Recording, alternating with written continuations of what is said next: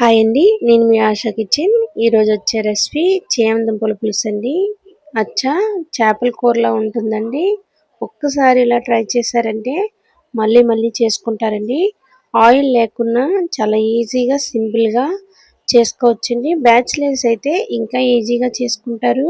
చాలా టేస్టీగా ఉంటుందండి. ఒక్కసారి ఇలా ట్రై చేశారంటే వారంలో 2-3 సార్లు ఇలా చేసుకుంటారు.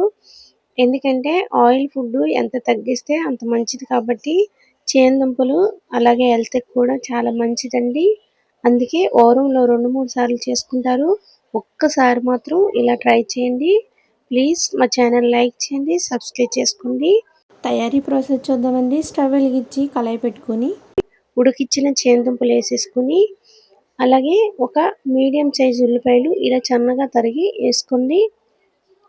అలాగే 3 పచ్చిమిర్చి ఇలా అడ్డంగా కట్ చేసి వేసుకోండి. పులుసుకి ఇలా అడ్డంగా వేసుకుంటే చాలా టేస్ట్ వస్తుంది. అలాగే టమాటాలు కూడా సన్నగా తరిగి 2 మీడియం సైజ్ టమాటాలు వేసుకోండి. అలాగే ఇక్కడ నేను 2 టేబుల్ స్పూన్ల వరకు కారం వేసుకుంటున్నానండి. చూసుకోండి, మీరు కారం ఎంత తింటారో అంత చూసుకొని వేసుకోండి. అలాగే 1/2 టీ స్పూన్ పసుపు, టేస్ట్కి సరిపడినంత సాల్ట్ కానీ కల్లుప్పు కానీ వేసుకోండి. నేనైతే కల్లుప్పు వేసుకున్నాను. అలాగే చిన్న నిమ్మకాయ సైజ్ అంతా చింతపండు తీసుకోండి. చింతపండు అనేది కంపల్సరీగా వేసుకోండి. చేమదుంపలు కొద్దిగా లైట్గా దురద కూడా వస్తుంది. ఈ పులుపు వేయడం వల్ల ఆ దురద మనకు రాదు. టమాటాలు ఎక్కువ వేసుకున్నాం కాబట్టి చిన్న నిమ్మకాయ సైజ్ అంతా చింతపండు సరిపోతుందండి. చూసి మనకి పులుసు ఎంత కావాలో చూసి వాటర్ యాడ్ చేసుకొని ఇలా మొత్తం కలిపేసుకొని ఉప్పు కారం అన్నీ ఒకసారి సరిపోయేలా చూసుకొని ఇంత పలసగా ఉన్న పులుసుని చిక్కగా మనం ఉడికించుకుందాం.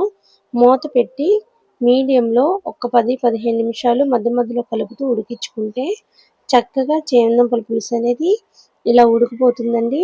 చాలా చాలా టేస్టీగా ఉంటుంది. హెల్త్‌కి కూడా చాలా మంచిదండి. ఒక్కసారి ఇలా ట్రై చేయండి. అలాగే 2 కరివేపాకు రెమ్మలు అలాగే కొద్దిగా కొత్తిమీర లాస్ట్‌గా వేసుకొని మొత్తం ఒకసారి కలిపేసుకుని 2-3 నిమిషాలు మళ్ళీ ఒకసారి ఉడికించుకుంటే ఆయిల్ లేకుండా చాలా సింపుల్గా టేస్టీగా అచ్చం చేపల కూరలాగే ఉంటుందండి. చూసుకోండి, ఆయిల్ లేని ఫుడ్ వారంలో 2-3 సార్లు ఇలా తినడం చాలా మంచిది.